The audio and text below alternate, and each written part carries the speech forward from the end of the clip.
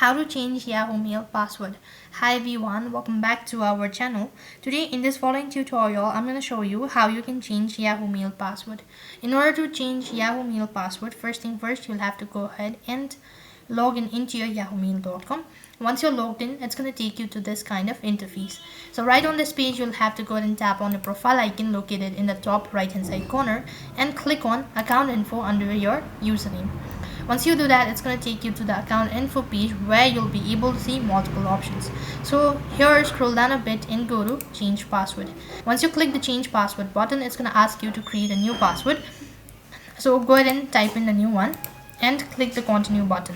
So as you do that, it's going to ask you to retype in your current password. As soon as you do that, your password will be changed.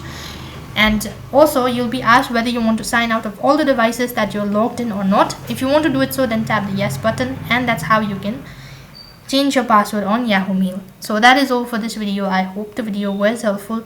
Make sure to like, share and subscribe to our channel. Thank you for watching. See you in the next video.